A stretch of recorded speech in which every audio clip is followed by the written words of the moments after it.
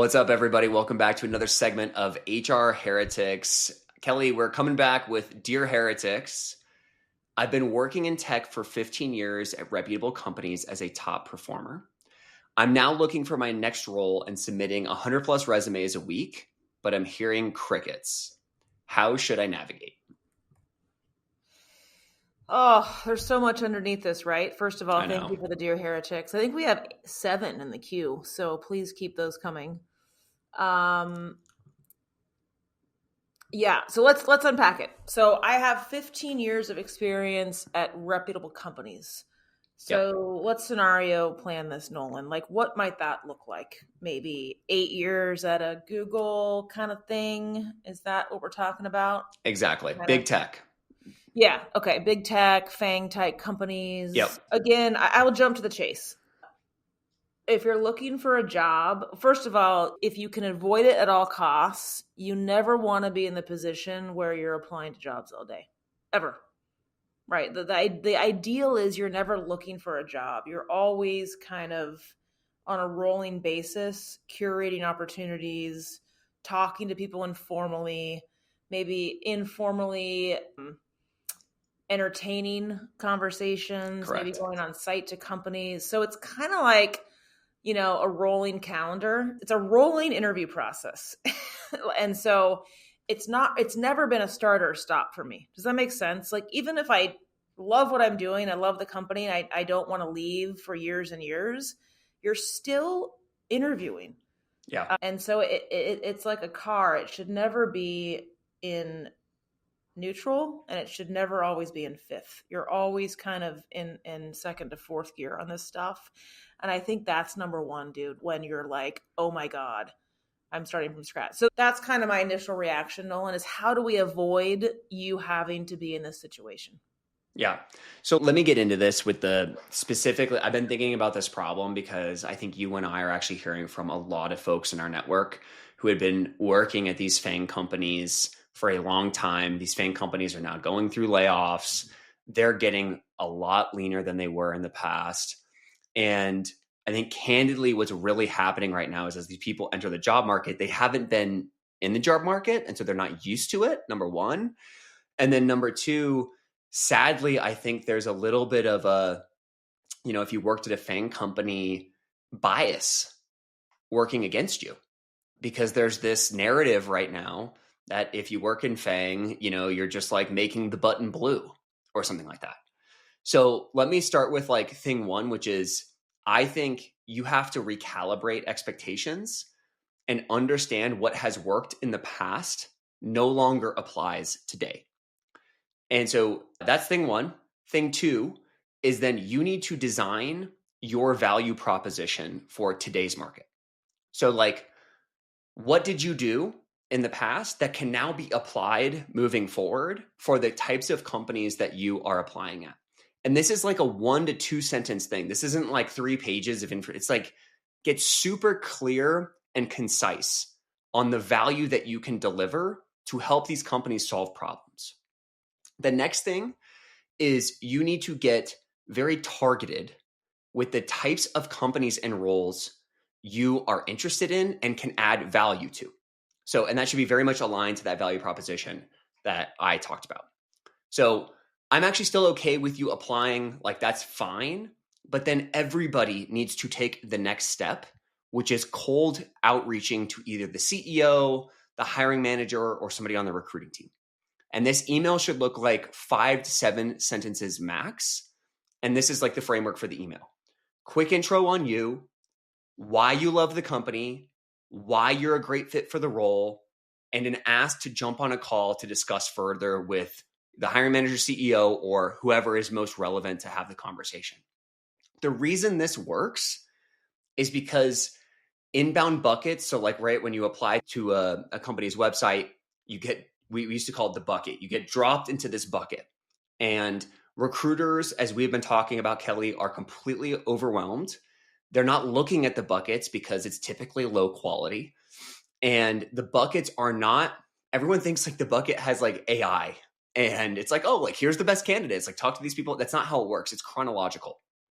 And so, if you jump in there right after a job opens, there could be 1,500 people who jump in the 24 to 36 hours after you, and no one's ever going to see your resume. The second thing is like, people love their ego stroked. And this is true in all aspects of life. And it especially is true for CEOs and hiring managers. And so telling them how great their company is makes them feel good. It also makes them feel like you have already done some homework. You've kind of like, started the math equation for them. Like, oh, like this person's experience plus the problem we're solving equals maybe a hire here. And so they're just more likely to get in touch with you. It does not guarantee they will get in touch with you, but I think it does significantly more for you than just like lobbing a resume over the fence and hoping somebody sees it. Yeah. If helpful, I think about this kind of in two categories. Category one is, in my opinion, everything we need to be doing before we have to find or we want to find another job. Yeah. Okay, so let's talk about that first. Even if you don't need a job or don't want a new one, you have to make sure that you're maximizing yourself in your role. And what that does not look like is what I've seen at a lot of specifically larger companies, Nolan, which is I'm comfortable. I'm at 100,000 person company where things move like molasses and I can chill out, rest, invest. My head's kind of in the sand and I don't care because I'm really comfortable. I don't know what's going on around me. I'm just kind of doing stuff. I think that's starting to backfire when this stuff happens. What it looks like when you are maximizing your role, you're not being lazy. You're making sure that you're learning and achieving new things. You're putting yourself into stretch goal situations and pushing yourself, not just accepting like, you're doing great, keep going. You're making a ton of friends and connections and networks inside your company and like are a node of influence, right? Those social nodes. I don't mean it to be an extrovert, but you're not just hanging out with two people in your department. Like you're maximizing the situation you're in. You're not just kind of hanging out. Hey everyone, we'll be right back in a moment after a word from our sponsors. I must admit, I used to believe that AI didn't actually exist in recruiting or HR. That is until my friend Heather Doche, who leads talent at Signalfire, told me to check out Metaview. I got into the product and was like, wow, AI actually does exist in recruiting, and this product is sick. Metaview is the world's #1 AI scribe built specifically for recruiting. Their AI records and transcribes hiring conversations, like intakes, interviews, and debriefs, then provides perfectly summarized notes of everything that was discussed. I've seen firsthand how tough it can be to extract consistently high-quality data from candidate conversations. I've been in debriefs where interviewers told us about their feelings instead of what actually happened in the interview. And I've seen VPs and CEOs block hires because they didn't learn anything from skeleton scorecards. Metaview changes everything. With perfect notes from every conversation, your people can focus on creating a human connection with candidates, and they can save time on the busy work of cleaning up notes after every interview. But it's so much more than just a time saver, because perfect notes means perfect data. For every candidate and every pipeline, hiring teams can make confident, informed decisions, and talent leaders can finally take control of the interview process. Metaview covers all your compliance needs, works with all your existing tools, and takes less than 3 minutes to set up. Join talent leaders at organizations like Brex, Deal, HelloFresh, and Quora, and check out Metaview. Head over to metaview.ai/heretics to talk to one of Metaview's product experts. Tell them that me and Kelly sent you. Or you could just go to their website and get started for free. You'll be up, running, and AI-enabled in minutes. The other thing that looks like is outside of your company. I like to call it, you always keep the cement truck turning. Like the cement truck is always mixing. You're going to events at least once every 2 or 3 months. You're having coffee, breakfast, dinner, whatever you want to do. Workout dates, yoga dates, knitting dates with people you've worked with in the past. And you're keeping up connections and you're helping them and they're helping you and you're staying smart. You're making new friends at thought leadership events. at dinners, right? We all get those dinners. Dude, go to one once in a while. And I'm telling you that the cement truck needs to always be turning inside your company and outside. And I swear, if you do that right and consistently over a period of years, you really won't have to be in a position this person is describing. Yeah. I really believe that. Okay. Part 2 is when you need a job, right? Yep. Like we've all, I guess, been there. We've all, like, I was banging my head against the wall in 2002 trying to, like, how do you do that? I'm going to be really honest. I can take a lot of flack.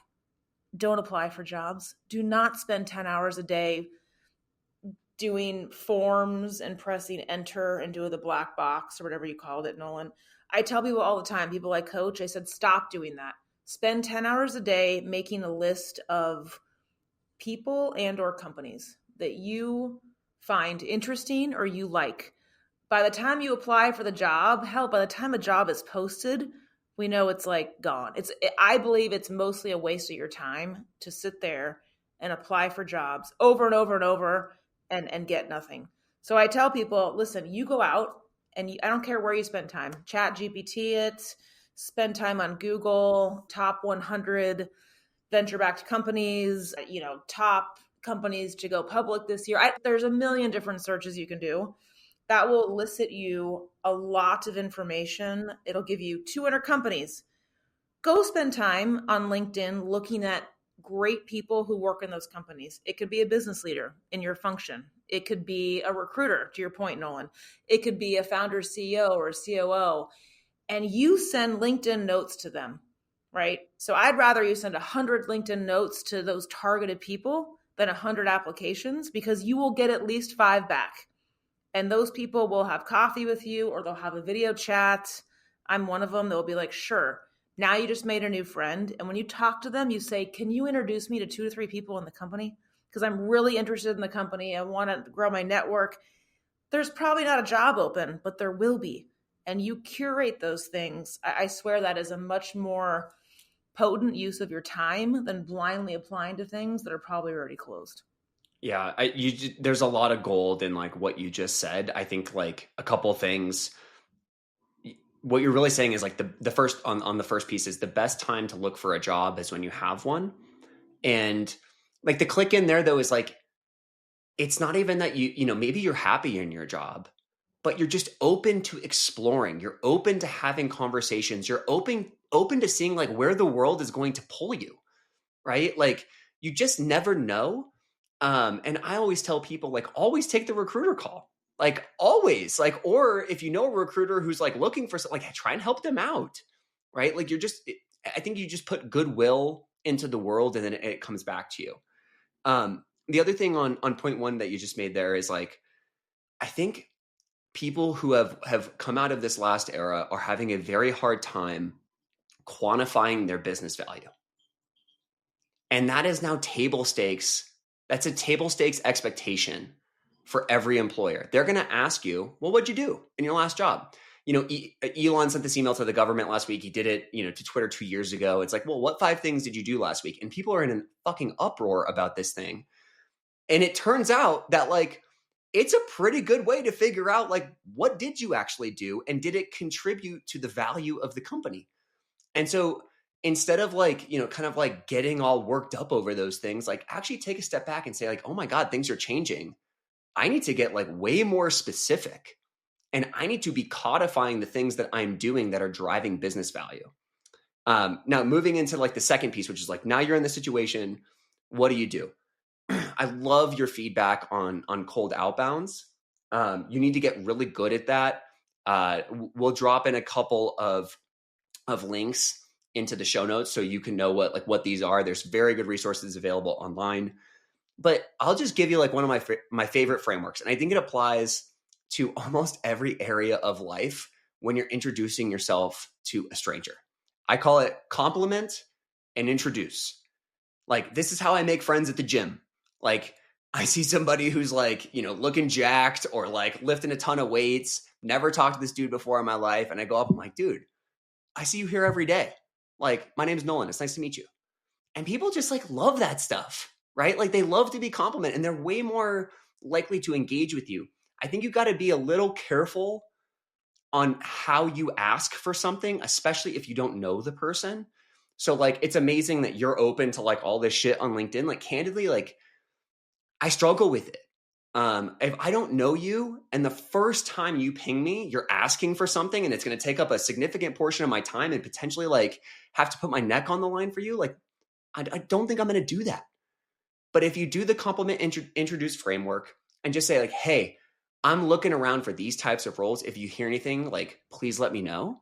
That's easy for me, right? You've made it so much easier for me than like this big next step that I have to take. Yeah. Two other things that you mentioned as part of that. So like, I forgot this in the first thing I said, but like, you're 100% right that referrals. So like, if you're interested in a company and you know someone inside that company, that is the best possible way for you to get in as like one of the top candidates to at least get on a phone call with somebody inside that company. That's a great feedback from you. And then on the list, my buddy Tyler Hogue just put out for the second year in a row, he calls it the exceptional startup list. Mm-hmm. All of these companies are hiring. Yes. Every single one of them are hiring right now. And that is the perfect place to start. It's really good feedback. I would literally Google all those lists. Yes, exactly what you said. And just start getting to know people at those companies. I will say, just to underline the point, no one wants to help someone who's lazy. No one. Especially people that have killed themselves to like work really hard their whole careers. No one's going to just give something to someone who hasn't put in any legwork. So again, to your point, Nolan, if you're asking for something without having a point of view or doing some legwork before or having like a tailored ask with a help, like just don't make it hard for people to help you because they're not going to. Yeah. Yep. And so look, guys, it is a very tough job market. It is, I think it's the most unique job market I've experienced in my career, right? We mentioned companies are getting leaner. AI is a thing. One of the things Kelly and I talked about last week is like, how can you teach a company how to use AI? Because none of these companies actually are using it that well, it turns out. And so can you start to become more native in like this future technology and then figure out a way to express that and to show that you've been doing the work, that you've been growing, and that you can add this value to a company. So please keep these questions coming with us. We know this is actually like one of the hottest topics. And to Kelly's point, this is like kind of like scratching the surface at the very top layer. Like ask us more specific questions, like what's going on in your interview process. And we're happy to give you feedback on that. Awesome. Thanks all. Thank you. HR Heretics is a podcast from Turpentine, the network behind Econ 102, Moment of Zen, and Turpentine VC. Subscribe, 5 stars, share it on Apple, YouTube, Spotify, anywhere you get your podcasts, all the things.